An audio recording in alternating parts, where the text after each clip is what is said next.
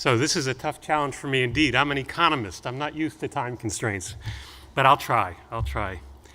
And I'd like to build on the comments that Minister Cardona just made, drilling down to look at a specific area of the economy.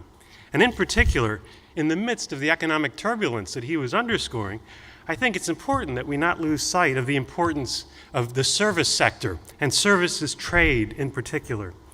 Services trade can contribute to growth, and in fact, it's been outpacing goods trade over the past decade. Services, unbeknownst to some, have been growing at a pace of about 5.9% a year at a time when merchandise trade was growing at 4.6%. So there's a big gap. And services still only account for about 25% of global trade. So there's a lot of unrealized potential there if you consider that in the advanced economies, services account for something like 80% of the total economic activity. Services also added some ballast to international trade during the volatility with the Great Recession in 2009 or in the downturn that we had last year linked to commodity prices.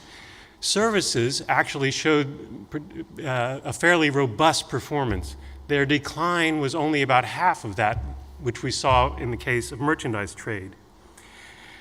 So if you consider the gloom out there in some of the economic discussion, I think services start to look pretty attractive.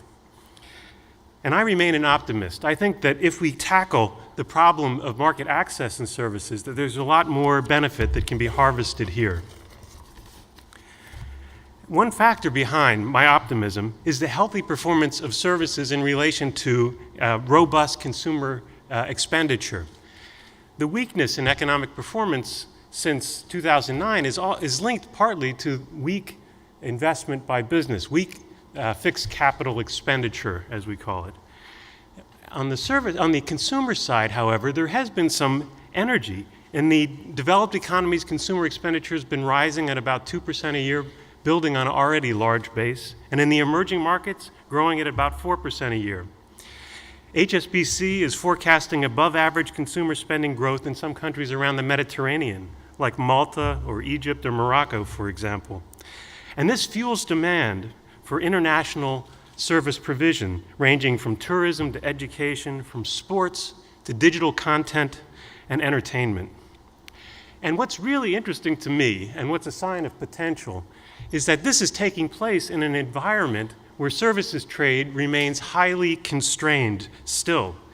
Goods agreements, trade agreements often focus on tariffs, but tariffs are just part of the equation. We're talking about some of the intangibles around trade that remain constrained. So for example, the OECD has developed an interesting indicator looking at services trade restrictiveness. And when you look down the list of specific measures that need to be taken into account to have services liberalization, it becomes clear that we need to think about this more deeply. It's not enough to simply cut barriers at the border. It's not going to yield a big response.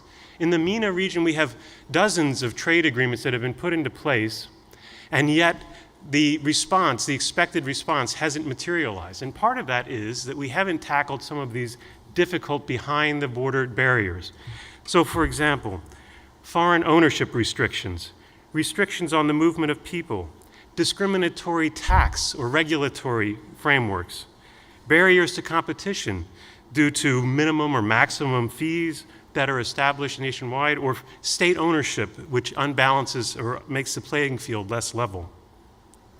A lack of regulatory transparency or various administrative requirements all burden the ability to conduct services trade.